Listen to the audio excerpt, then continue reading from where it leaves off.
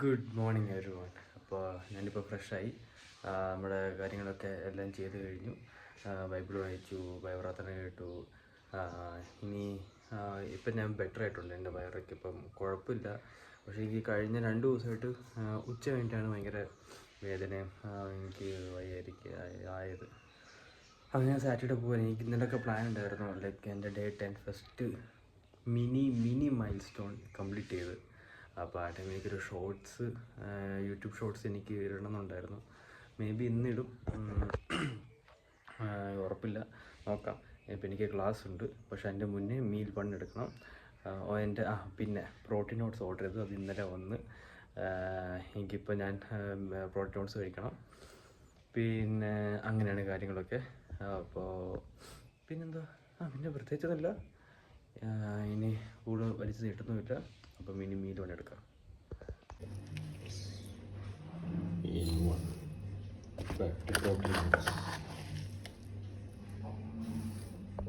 So yes, meal 1 കഴിഞ്ഞു. Protein oats കഴിച്ചു. അത് മാത്രമേ കഴിച്ചുള്ളൂ. കുറച്ച് ദിവസം ഇനി നോൺ വെജ് കഴിക്കണ്ടെന്ന് ഞാൻ വിചാരിക്കുക. കാരണം ഇനി അതുകൊണ്ടാണോ വന്നതെന്ന് അറിയത്തില്ല.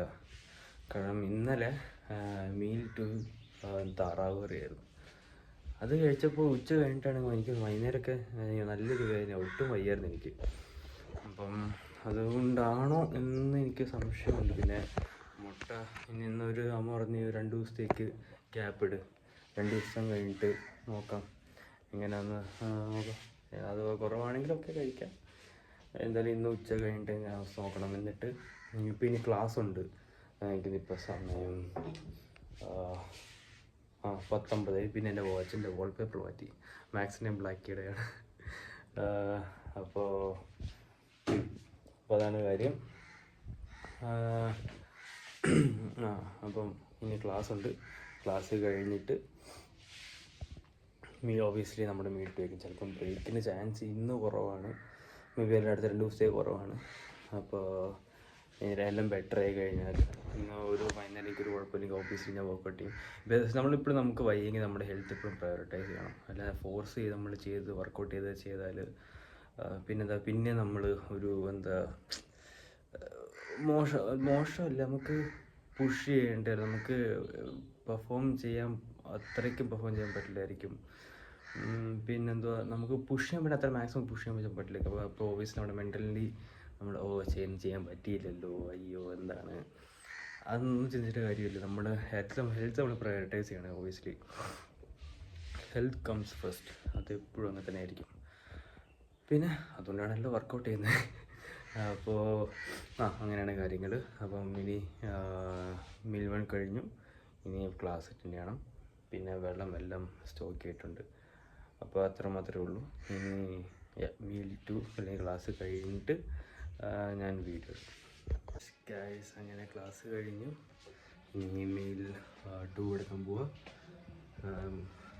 മുട്ട കഴിക്കാൻ തോന്നുന്നു. മുട്ട ഞാൻ മിക്കവാറും പോയും കഴിക്കാൻ. ഞാൻ എന്തായാലും മുട്ട, ചോറ്, പിന്നെ മുട്ട, ചോറ് സാധാരണ ഞാൻ കാണിക്കാം. മുട്ട, ചോറ്, പൊട്ടാറ്റോ, കോളിഫ്ലവർ, തൈര്, സെറ്റ്. സോ ഗൈസ്, അപ്പം ഞാൻ ഇന്നും ജിമ്മിൽ പോയിട്ടില്ല. കാരണം ഞാൻ ഫുഡ് കഴിച്ച് എനിക്ക് നോർമലാണ്, കുഴപ്പമൊന്നുമില്ല. But I don't feel 100% fit to work out. So വയ്യെങ്കിൽ ഞാൻ എന്തിനാ പറയാം, വയ്യെങ്കിൽ ഞാൻ മാക്സിമം ചെയ്യാതിരിക്കാൻ നോക്കത്തുള്ളൂ. ചെയ്യാതിരിക്കാനല്ല, എനിക്ക് വേറെ കുഴപ്പമൊന്നും വരാണ്ട് ലൈക്ക് നമ്മളെ നോക്കിയിട്ടാണ് ഞാൻ ചെയ്യുന്നത്. അപ്പോൾ അതുകൊണ്ട് ഞാൻ ഇന്ന് റെസ്റ്റാണ്. ബട്ട് നാളെ മുതൽ ഞാൻ പെർഫെക്റ്റ് ആവാൻ ഞാൻ വിശ്വസിക്കുന്നുണ്ട്. ദൈവം അങ്ങനെ സെറ്റ് ചെയ്യും, ഉറപ്പാണ്. അപ്പം നാളെ കാണാം എല്ലാവർക്കും. Good night.